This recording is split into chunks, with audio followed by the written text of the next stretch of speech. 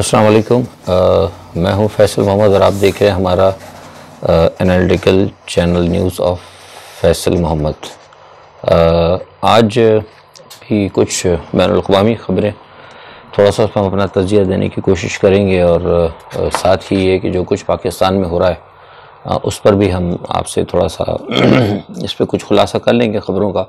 लेकिन बुनियादी तौर पर कल जो मैंने एक बात कही थी रूस और चीन के हवाले से इंटरनेशनल न्यूज़ में, तो बहुत सारे लोगों ने एक चीज़ पूछी थी हमें कि रूस का जो मामला है या जो चीन का जो मामला है उसका दुनिया के साथ या पाकिस्तान के साथ देखें। और मैंने आपको एक बात समझाने की कोशिश की थी कि रूस या चीन जो है वो पाकिस्तान ही के साथ नहीं बल्कि सारी मुस्लिम दुनिया के अंदर जो है उसका एक किरदार अहमियत का हामिल बन सकता है। उसके लिए जो इस वक्त मैंने आपको बताया था कि दुनिया में जो तब्दीलियां हो रही हैं और जो सारे मामला चल रहे हैं उसके पीछे सारा ये एक जो वन वर्ल्ड और एक दज्जाली निज़ाम का जो मैंने आपको बारहा जिक्र किया था, क्योंकि अब असल में वो सारा सिनेरियो जो कुछ हो रहा है ना मौजूदा जो आप देख रहे हैं वो सारा इसी पिक्चर के अंदर जो है उसी पर्दे के ऊपर ये फिल्में चल रही हैं सारी। तो इसलिए बार बार फिर वो कभी ना कभी ना चाहने के बावजूद वो जिक्र आ जाता है। इसके लिए देखिए एक चीज़ आप याद रखिएगा कि मुसलमानों को एक कुलिया आप याद रखें कि मुस्लिम दुनिया को अगर किसी से ख़तरा है तो वो आपको यहूद और नसारा या मज़हब की बुनियाद पर है। हिंदुइज़म जो है वो भी एक मज़हब है। इसीलिए आपको पता है कि न सिर्फ कुरान में बल्कि सरकार दो आलम सल्लल्लाहु अलैहि वसल्लम की जो हदीस मुबारक या फरमान मुबारक है उसमें भी कहीं कहीं बड़ा वाज़ेह हिदायत मिलती है कि यहूद और नसारा से आप होशियार रहें। जबकि जो लादीन कुव्वतें हैं उनसे मुसलमानों को कोई ख़तरा नहीं। ये एक मैं कुल्ली आपको बता रहा हूँ, इसको आप समझ लें अच्छी तरीके से। लादीन कुव्वतों को से मुसलमानों को या आलम इस्लाम को कोई ख़तरा नहीं, क्योंकि वो तो लादीन है, उनका कोई दीन ही नहीं है। तो लादीन से मुराद यहाँ पर रहता है रूस या कम्युनिस्ट सोशलिस्ट वगैरह जो है ये सारे लादीन हैं। इनसे आपको उतना ख़तरा नहीं है बनिस्बत जितने के अदियान से हैं जो कि ख़ास तौर पर मुसलमानों के दीन के साथ मुतसादिम हैं। यहूद हैं, नसारा हैं, हिंदुइज़्म है, इस किस्म की। तो बुनियादी तौर पर ये एक वजूहात जो है ये सबसे बड़ी बुनियादी वजह बनी है। यही वजह आप देखें कि जो जब तक लीबिया वगैरह या दूसरे ममालिक जो कहीं ना कहीं जो मुस्लिम ममालिक किसी वक्त तक जब तक वो रूस के साथ थे, आप देखें अगर माजी में तारीख़ का मुताला करें तो जितने ममालिक जो मुस्लिम ममालिक जो कहीं ना कहीं सोशलिस्ट उसके साथ थे, ब्लॉक के साथ थे, वो बिल्कुल ठीक थे।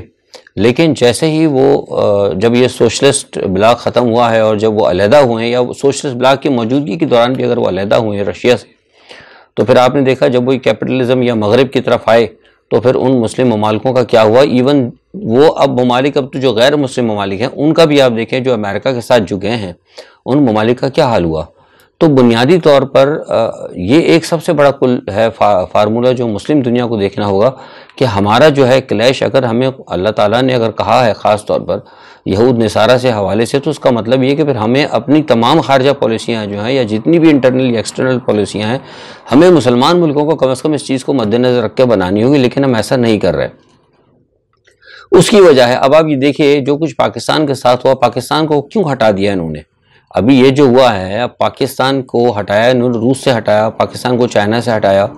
ये कौन थी? ये पाकिस्तान में जो 3 आपके सियासी एजेंट जिनको मैं हमेशा कहता हूँ जरदारी साहब हो गए, नवाज शरीफ हो गया और ये फजलुर रहमान, और प्लस आपके जो आर्मी के कुछ जनरल्स जो अमेरिका के उसके ऊपर चलते हैं या अमेरिकन लॉबी के कहने पे चलते हैं, या इवन आपको पता है कि पाकिस्तान मैंने बता चुका हूँ आपको कि जो आर्मी चीफ गया था वो भी अमेरिका की मर्जी से आता है।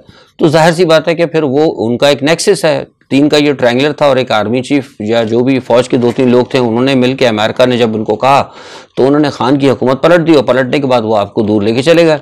किससे दूर कर दिया आपने? आप रूस से भी दूर करने की कोशिश की आपको और चाइना से भी दूर करने की कोशिश, यानी सोशलिस्ट या लादीन कुव्वतें जो उनसे आपको दूर करने की कोशिश कर दी।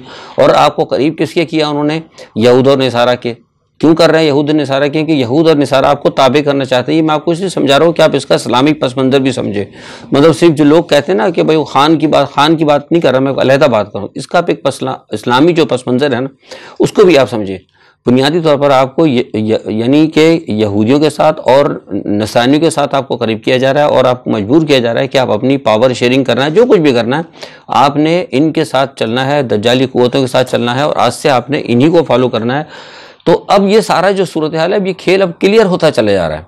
अब आप ये देखें ना, जब पाकिस्तान को इन्होंने ढेर कर दिया, चीन से और रूस से दूर किया और ला के जब खान की हुकूमत को उन्होंने फेंका बाहर, और जब ला के अमेरिकन जो सिस्टम जो यहाँ पे चोर बैठे हुए इस वक्त, इम्पोर्टेड गवर्नमेंट जिसको आप कहते हैं, जब वो यहाँ पर आ गई तो उसके बाद अब इन्होंने क्या किया, यहाँ से मुतमईन हो गए। तब आप देखिए उन्होंने कल क्या कहानी की, कल इन्होंने अब क्या किया है कि क्योंकि इनका असल में प्रोग्राम था, मैंने बताया ना कि ये कंटेन करना चाहते हैं चीन को, और चीन और रूस, अगर चीन, रूस और पाकिस्तान, और ख़ास तौर पे इस खत्ते के अंदर अगर चीन और पाकिस्तान अगर साथ होते तो फिर दज्जाली कुव्वतों का जो प्लान है वो नाकाम होता है। यहाँ मैं आपको एक बात बता दूं कि जो दज्जाली कुव्वतें दुनिया में इस वक्त एक हुकूमत या एक कंट्रोल के जो निज़ाम लाना चाहती हैं, चीन और रूस उसका हिस्सा नहीं होंगे। चीन और रूस इस निज़ाम के ख़िलाफ़ हैं।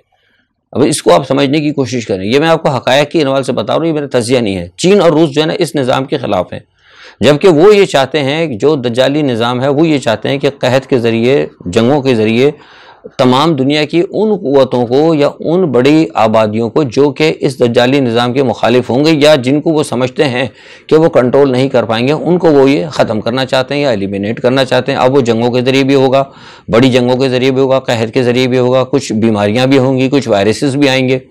तो इसलिए सारा जो प्लान है ना, ये बिल्कुल इसलिए जो कल मैंने कहा था ना, इसको आप इसी पस मंज़र में देखें। अभी देखें जो मैंने अभी आपसे बात कही थी कि पाकिस्तान पे थोड़ा सा काबू पाने के बाद वो ये समझते हैं काबू पाए ना, लेकिन जैसा कि मैं कह रहा हूँ, अगर कौम कल खड़ी हो जाती है और इमरान खान के साथ अगर आप खड़ी हो जाते तो लोग अगर 20-50 लाख या 1 करोड़ लोग अगर रोडों पे आ जाएं तो फिर क्या कंट्रोल कर लिया, फिर तो कोई कंट्रोल नहीं किया। लेकिन अपने तक वो समझते हैं कि वो क्वाइट सेटिस्फाई कि भाई ठीक है, हमने अब कंट्रोल कर लिया, बस हमारे जो मिलिट्री मैन थे यहाँ पे और जो हमारे सियासतदान थे उन्होंने इनको काबू कर लिया, और उसके बाद ठीक है, हम जो IMF में जो कुछ कर रहे हैं, जैसा भी कर रहे हैं, हम इनको घुटनों पर लाएंगे और इनसे सारी बातें मनवाएंगे।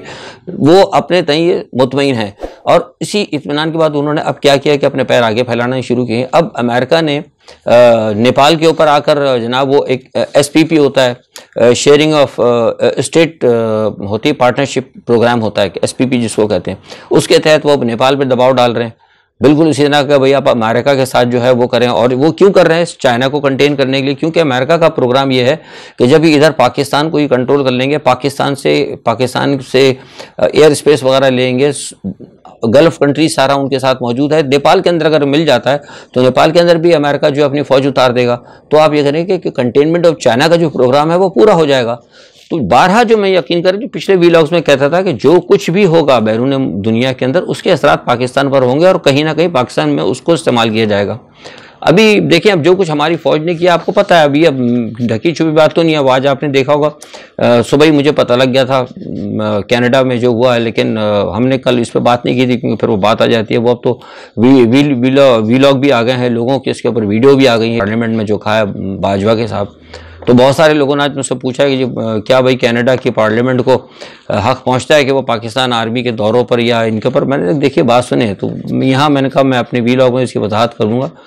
हर किसी को हक़ पहुंचता है कि वो आपकी फ़ौज के ऊपर हाथ उठाएगा, हर किसी को हक़ पहुंचता है कि वो आपकी फ़ौज को बुरा भला कहेगा, हर किसी को हक़ पहुंचता है कि वो आपकी फ़ौज को क्रिटिसाइज़ करेगा जब आपकी फ़ौज गलत काम करेगी। फ़ौज, अब क्या कनाडा की पार्लियामेंट को नहीं मालूम कि मतलब ये को पाकिस्तान के लोग तो नहीं है ना कि आप अगर DG ISPR आकर अगर कह देगा जी हमने कुछ नहीं किया तो वो लोग मुतमईन हो जाएंगे। वहाँ पे तो वो समझते हैं सियासत को, उनको पता है कि पाकिस्तान की फ़ौज ने क्या किया, इसलिए उन्होंने कहा। पहले तो वो खुद कहते थे ये कि भाई उनको बुलाओ, उन पर पैसा खर्च करो, इनके क्या कहते हैं इनकी आवभगत करो। उनका क्यों बुला रहे हैं आप इन पर $50,000 खर्च करके।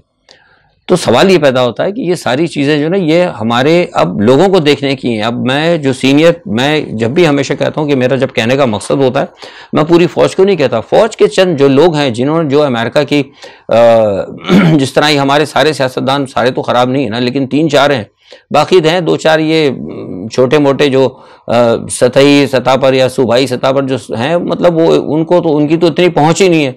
दिल तो उनका भी बहुत करता है कि वो भी कहीं जाकर डील कर लें। मैं इसलिए कह रहा हूँ कि मैं खुद पाकिस्तान की सियासत पे रहा हूँ। सूबाई सतह की भी एक सियासी क़यादत की कोशिश हुई थी कि किस तरह मैं अमेरिकन कॉन्सुलेट में चला जाऊँ और उसके बाद फिर जाके मेरी को बाबा में, तो हमारे जहन के अंदर जो आपको बिठा दी गई ना अंग्रेज़ की ग़ुलामी, हमारे सियासतदानों के जहन के अंदर, वो गुलामी हमारी जान नहीं छोड़ी और उसी गुलामी की वजह से जो ना हम इस वक्त इतनी बड़ी मुसीबत में पड़े। आज आपने देख लिया जो कुछ पाकिस्तान में हो रहा है। आज वो आपके वज़ीर-ए-आज़म साहब फरमा रहे थे कि जनाब हम IMF की ख्वाहिश पर, वो भाई IMF की ने क्या, IMF की ख्वाहिश पर तो आप लोगों को बेरोज़गार कर रहे हैं। कल मैंने आपको बताया था कि IMF का, मैंने बताया भी आपको कि कई ममालिक हैं, क्यूबा है, एक्वाडोर है, ये लोग निकल के इन्होंने भगा दिया था IMF को। कल भी मैंने आपको कहा, आप यकीन करें अभी फिर आज वज़ीर-ए-आज़म साहब कह रहे हैं, यानी कल के वीलॉग में मैंने आपको ये बात बताई थी कि अगर आप IMF के प्रोग्राम पे नहीं जाते, आप नहीं ये बढ़ाते पेट्रोल, इसको इसी तरह ही रखते, हम सरवाइव कर सकते थे। अब इतना बढ़ाने के बाद भी तो हम सरवाइव कर रहे हैं ना। किसी बाजार, ठीक है लोगों को तकलीफ हो रही है, परेशानी हो रही है, लेकिन ये अगर ना होता तो ये तो कंटिन्यू चलता रहता, हम बर्दाश्त कर लेते, हमारे मेहनत करते, मामलात को दुरुस्त करते, रूस से लेते कोयला। अब आप देखें आज की तारीख में जब आपसे बात करूं तो इस वक्त चीन जो है रूस से सबसे ज़्यादा तेल बरामद करने वाला मुल्क है और 35% के ऊपर ले रहा है चाइना जो है, और सबसे ज़्यादा जो है कोयला इस वक्त भारत ले रहा है। भारत के हालात इतने ख़राब हैं, आपको पता है वहाँ अग्निपथ की जो तहरीक चली हुई है उस स्कीम, उसकी वजह से वहाँ पे पूरे रियासतों के अंदर हालात ख़राब है। पूरे तकरीबन कई रियासतों के अंदर वहाँ कारोबार बंद है, ट्रेनें बंद पड़ी हैं, लेकिन उसके बावजूद जो है वो उनका जो है मामला जो चल रहा है, सनती मामला चल रहा है। और हमारे यहाँ सनती मामले जो हैं सारे ख़त्म होते आ रहे हैं। हम IMF की ख्वाहिश पर लोगों को बेरोज़गार कर रहे हैं। टेक्सटाइल मिल सारी बंद हो चुकी है। और जब मैं आज आपसे बात करूं तो मुझे पता लगा कि मोबाइल इंडस्ट्री भी बंद हो रही है। मोबाइल इंडस्ट्री का क्योंकि स्टेट बैंक ने पाबंदी लगा दी है कि आप उनका जो सामान जो होता है उसके अंदर जो रॉ मटेरियल है तो वो मनी मंगा सकते हैं आप। तो उसका मतलब है कि मोबाइल की जो आपकी IT की छोटी मोटी सनत जो चल रही थी वो भी ख़त्म हो जाएगी। तो आप फिर मुझे बताएं ना, सीधी सी बात है कि IMF के प्रोग्राम में जाके आपको नुकसान है कि क्या? आपको तो सरासर नुकसान है, सरासर आपको नुकसान है। मैंने कल आपको मिसाल दी थी ना अफगानिस्तान की। अफगानिस्तान क्यों अभी तक कुछ भी है, भूख है, नंग है, लेकिन सरवाइव कर रहा है। सारे मुल्क उसके ऊपर टूट रहे हैं अफगानिस्तान, लेकिन वो इसलिए सरवाइव कर रहा है कि वो ठीक है जैसे भी है, जो भी अखरोट वगैरह जो खुश मेवाजात होते हैं वो भेज रहा है, सब जैसे तैसे सरवाइव कर रहा है। उसने अपनी फौज भी रखी हुई है, लेकिन इसलिए सरवाइव कर रहा है कि वो IMF में नहीं है, उसके पास कुछ नहीं है। हमारे पास तो दुनिया की हर चीज़ मौजूद है, हमारे पास तो टेक्नोलॉजी मौजूद है, हमारे पास सब कुछ। अगर हम IMF पास ना हो तो हम अपनी टेक्नोलॉजी जो है दे सकते हैं, लोगों के साथ शेयर कर सकते हैं। हमारा डिफेंस का इतना मामला है, हमारे असलहे बाहर जा रहे हैं, लेकिन सवाल ही पैदा होता है कि हमारे मुल्क पे जो मैंने आपसे कहा ना, ये पहचान लें। मैं बार बार आपको कह रहा हूँ कि इन 3 खानदानों को पहचान लें, शरीफ खानदान, जरदारी खानदान और ये मौलवी खानदान, इन 3 को पहचान लें। ये बहुत बड़ी, ये आपकी नस्लों के दुश्मन है। ये मैं शुरू से कहता रहा हूँ, लोग मेरा मजाक उड़ाते थे, कहते नहीं जी बड़े आलमी दीन, बहुत भाई कौन से आलमी दीन है। वो ये फरमाते हैं, वो बैठ के कहते हैं कि जनाब वो हम जमहूरियत की बात करते हैं, 73 के आइन की बात। कौन सा 73 का आइन बनाने वाला भी अमेरिका था, सारी अमेंडमेंट उसके अंदर अमेरिका के कहने हुई। फजल रहमान साहब कहते हैं मैं आलमी दिनों, वो जमहूरियत की बात करते हैं, पार्लियामेंट की बात करते हैं। पार्लियामेंट तो है ही शैतानी चरखा। मुसलमान आलमी मुस्लिम दुनिया के लिए पार्लियामेंट का सिस्टम है ही नहीं, जमहूरियत है ही नहीं, ये डेमोक्रेसी हमारी है ही नहीं, ये टोटल नफी है। आग और पानी की बात करते हैं। सुकरात का नाम सुना होगा आपने। सुकरात ने क्या, सुकरात से किसी ने पूछा था कि ये जो पार्लियामेंट, तो उसने कहा था कि पार्लियामेंट तो एक हजूम होता है। उसने कहा पार्लियामेंट एक हजूम होता है और हजूम से इंसाफ की कभी तवक्को नहीं होती। तो आप देख लें दुनिया में, मगरिब के अंदर देख लें, जहाँ कामयाब है निज़ाम, वहाँ पे भी अक्सर लोगों के साथ बड़ी बड़ी नाइंसाफियाँ होती हैं, मजहब की बुनियाद पर होती हैं, तासुब की बुनियाद पर होती हैं। लेकिन क्या है कि वो लोग ढंडोरा नहीं पीटते। हमारे यहाँ ढंडोरा बहुत पीटा जाता है। और हमारे यहाँ सबसे बड़ी बात है कि हमारा जो इंसाफ लेने वाला था वो खुद भी बेईमान होता है और जो इंसाफ देने वाला था वो भी बेईमान होता है, इसलिए कि हम हजूम है, हमारी कोई सोच नहीं है। मैंने आपको एक बात बताने की कोशिश की, देखिए सारी जो खराबियां हैं ना, बहुत से लोग फौज को कहते हैं, फौज है जिम्मेदार। अब मैं आज आपसे इसलिए मैं बात करूं, खबरों पे तो खबरें तो वही हैं जो मैंने आपको बताई, लेकिन कुछ मैं जनरल तजिया आपको इसलिए दे रहा हूं कि कुछ बहुत सारे लोग सवालात करते हैं और ये अच्छी बात है। मैं कहता हूँ कि आप जो रिमार्क्स देते हैं ना, रिमार्क्स में सवालात भी क्या करें, बल्कि मशवरे भी दिया करें, क्योंकि मशावरत बहुत अच्छी चीज़ होती है। अभी जो लोग बात करते हैं ना, बहुत सारे लोग बेइंतहा मेरे पास मेल्स आती हैं और वैसे भी DM पे भी मैसेज आते हैं फौज के हवाले। देखिए ये जो कुछ हुआ ना, इसमें सिर्फ फौज नहीं है। मैं हमेशा सियासतदानों को इसलिए कहता हूँ कि सियासतदान और फौज, इनका एक नेक्सस है पूरा। अभी आपके सामने मौजूद है नेक्सस, अब तो खुलकर आ गया ना। ये बात तो मैं गुज़िश्ता तकरीबन 20-25 साल से कह रहा हूँ कि पाकिस्तान के जागीरदार सियासतदान और कुछ इस्टेब्लिशमेंट के लोग, अब हम नाम नहीं लेते थे, लेकिन अब खुलकर सामने आके कि कौन इस्टेब्लिशमेंट के लोग हैं, वो जो कि अमेरिका की मगरब की यात्रा पे जाते हैं, जो मगरब से ट्रेनिंग लेते हैं, जिनके एक सारे मफादात मगरब के साथ हैं। बुनियादी तौर पर इन्होंने वही अंग्रेज को, यहाँ आप समझने की कोशिश करें कि उन्होंने बुनियादी तौर पर पाकिस्तान में उसी निज़ाम को रखा है जिस निज़ाम के तहत अंग्रेज़ों ने चलाया था। अंग्रेज़ों ने देखा ना फौज में Gorkha regiment, Bengal regiment, Punjab regiment, Baloch regiment, Sindh regiment, क्यों उन्होंने रखी थी? इसीलिए कि ये आपस में कभी अंग्रेज के खिलाफ ना हो, इनके अंदर आपस के एक टसल रहे। जब आपको आज़ादी मिल गई थी तो आपने अंग्रेज़ों के कहने के ऊपर क्यों आपने रखा? सूबा पंजाब, सूबा सिंध, सूबा बलूचिस्तान वो एक रह गया था। तासुब से हटकर तो जरदारी ने आके वो भी अमेरिका कहने पर सूबी पख्तूनख्वा रख दिया, इसलिए ताकि डिवाइड रहे। इसके अंदर आपके कुछ फौज के जर्नल्स भी शामिल थे, वो जर्नल्स जो कि अमेरिका के तनख्वाहदार हैं, क्योंकि उनके जहन के अंदर या उनके अंदर एक बात बिठा दी थी कि आपने रूल इसी तरह करना है, यानी divide and rule. Muhajir Punjabi से लड़े, पंजाबी पठान से लड़े, कभी वो किसी से लड़े, कभी शिया सुन्नी से लड़े, कभी कोई जाके किसी से लड़े, कभी ये इस्लामी जमात बना दो, कभी वो जिहादी जमात बना दो, सबको आपस में गुत्थम गुत्था रखो, उनको कभी सोचने ना दो, एक कौम बनने ना दो। जब आप कौम नहीं बनते तो फिर आपका ये हशर होता है, आप एक न्यूक्लियर पावर होने के बावजूद कुछ नहीं कर पा रहे। देखिए अभी मिसाल आपको मैंने दी ना अफगानिस्तान की, अफगानिस्तान में जैसे भी हैं एक कौम है, वो बगैर एटम बम के, बगैर न्यूक्लियर के उन्होंने मतलब इतने तो तराके के बाद और एक बड़ी फौज के ना होने के बावजूद उन्होंने अमेरिका को शिकस्त दी। ईरान की मिसाल आज आपके सामने, ईरान का क्या है? ईरान मैं बताता हूँ, फिर बाद असल में लोग फिर वो शिकवा कर देते हैं। मैं ईरान के, जब मैं गया था ईरान के लोगों से बात होती है, वो अक्सर कहते हैं, चीन के लोग भी कहते हैं, चीन से भी बात होती है। ईरान जब मैं गया था काफ़ी दिनों पहले, एक मेरा दौरा हुआ था, उसके हवाले भी जब बाद में ईरानी जो है मेरा मीडिया से रहता है, तो अक्सर वो कहते हैं, वो शिकवा करते हैं, वो कहते हैं कि पाकिस्तान अपने पैरों पर खड़ा नहीं होता। वो कहते हैं कि सबसे पहले हम आपके साथ दोस्ती करें, लेकिन आप काबिल एतमाद नहीं। वो कहते हैं कि हम दोस्ती किसके साथ करें? आपकी इस्टेब्लिशमेंट के साथ दोस्ती करें, किसी पीपल्स पार्टी के साथ दोस्ती करें, किसी मुस्लिम लीग नवाज के साथ दोस्ती करें, किसी सिंधी एलिमेंट के साथ दोस्ती करें, किसी पंजाबी एलिमेंट के साथ दोस्ती करें, किसी बलोच एलिमेंट के साथ जरूर करें। हमें कौम नजर नहीं आती। आज मैं खुल के बात कर रहा हूं, ये लोग कहते हैं हम किसके साथ दोस्ती करें? यार कौम तो हो ना, आप तो कौम ही नहीं है। आप तो बुनियादी तौर पर ये सारी जो है ना बुराइयां, ये सब की सब जो ना हमारी ये सियासतदानों की पैदा की, और इसके साथ ठीक है मिलिट्री इस्टेब्लिशमेंट भी है। तो ये बुनियादी तौर पर जो सारी खराबियां आ रही ना वो यही। अब खुर्रम दस्तगीर के हवाले से बात की, देखिए खुर्रम दस्तगीर की बात मैंने आपको पहले भी कही थी कि ये बात बिल्कुल सही है कि जो उन्होंने कहा था कि भाई हम पे केसेस बनेंगे, सब कुछ है। लेकिन मैं आपसे बात बता रहा हूँ कि ये बात सिर्फ ये तो थी, लेकिन ये वही बात है, खुर्रम दस्तगीर ने जो बातें की थी, ये कैसे पता लगी? जो लोग मेरा पिछला वीलॉग सुनते हैं, मैं बारहा कहता रहा था कि खान साहब के साथ जो पैराशूटर थे वो अंदर से बैठ के सारी खबर बाहर पहुंचाते। खान साहब इधर मीटिंग करते थे और वो खबर बाहर पहुंचती थी। खान साहब भी कहते थे मैं ये प्रोग्राम है और ये मेरा प्रोग्राम है, मैं इस तरह करूंगा, ये मेरा प्रोग्राम है, ये आगे चलाऊंगा, इतने जजेस लाने, ये करने, हमने निज़ाम को बदलना है, हमने सदारती निज़ाम लाना है। खान साहब किस किस से सदारती निज़ाम की सिफारिशें ले रहे हैं, किस किस ने क्या क्या प्रपोजल दिया, एक एक चीज़ खान साहब के निकलने से पहले वो बात जरदारी को पहुंच जाती थी। और उन्हीं के साथ जो कुछ पैराशूटर बैठे थे मगरिब के, जो आज भी इक्का दुक्का इनके साथ बैठे, वो अमेरिका को पहुंचा देते थे। अब इनको जरदारी साहब को और ये नवाज शरीफ साहब को जब खबरें पहुंचती थी, फिर ऊपर से उनको अमेरिका से जब आता था मैसेज कि जनाब आपके साथ ये होने जा रहा है, ये होने जा रहा है, इधर से इनके जो इन्फॉर्मर लेके आते थे वो देखते थे खबरों को, कहा यार ये तो बिल्कुल ठीक है, ये तो खान तो बड़ा खतरनाक होने जा रहा है। फिर ही इनको बैठ के फैसला किया उन्होंने, मौलाना ने और इन सब लोगों ने मिलकर कि उन्होंने कहा भाई हमारी तो हम तो एग्जिस्ट नहीं करेंगे, ये तो सारी हमारी बदउनवानियों की वजह से हमें न सिर्फ पकड़ लेगा, पकड़ के हमें तो बंद कर देगा, बल्कि वाइप आउट कर देगा पाकिस्तान की सियासत से। तो फिर हमारा तो क्या होगा? हमारी तो नस्लें, हम तो रह जाएंगे, एक आम आदमी बन जाएंगे। लिहाजा फिर इसीलिए इन्होंने सोच के पीडीएम बनाई। ये बातें मैं बहुत पहले कहता रहा हूँ, आज से तकरीबन कुछ एक साल पहले कहता रहा हूँ, जो मेरे वीलॉग लोगों ने देखे हो, मैं उस वक्त भी कहता रहा था और बार बार ये मेरे अल्फाज थे कि जो कुछ खान साहब कहते हैं अपने लोगों से मोहतात रहें। आज आपने देख लिया खुर्रम दस्तगीर को कैसे पता लगा? खुर्रम दस्तगीर को, खुर्रम दस्तगीर ने क्या बगिंग की भी थी कोई, या जरदारी ने बगिंग की भी थी इमरान के घर के अंदर? उनके अपने लोगों ने बताया था। और बाकी जो बरकसर होती थी वो फिर बैठ के, आपको पता है इनके इमरान खान के जो पैराशूटर्स से बैठ के, उनके पास कोई काम ही नहीं होता था, तो सिवाय बैठ के कि हम ये कर देंगे, हम वो कर देंगे, हम ऐसा कर देंगे। जो भी करते हैं, मैं बार बार जो कहता हूँ ना कि बंद मुट्ठी लाख की होती है, जब खुल जाती है वो खाक की हो जाती है। जो कुछ आपने करना है, अब खान बहुत मोहतात हो गए हैं, अब खान तो इतने मोहतात हो गए हैं, अब तो वो तो जो कहते हैं सुनने में ये आ रहा है कि मेरा तो, मैंने बताया ना, मेरा बराह रास्त अभी रब्ता नहीं है, लेकिन डायरेक्ट है, कुछ चीज़ें मैं बताते रहता हूँ।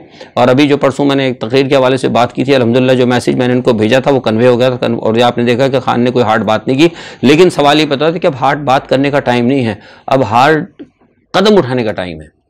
पाकिस्तान के अंदर जितने दिन ये रह जाएंगे, मैं आपसे बता रहा हूँ, हालात बहुत ज़्यादा ख़राब हो रहे हैं। जितने दिन ये इम्पोर्टेड गवर्नमेंट रहेगी, एक एक दिन जो है ना, एक एक दिन आपके लिए और कौम के लिए अजाब बनता जाएगा।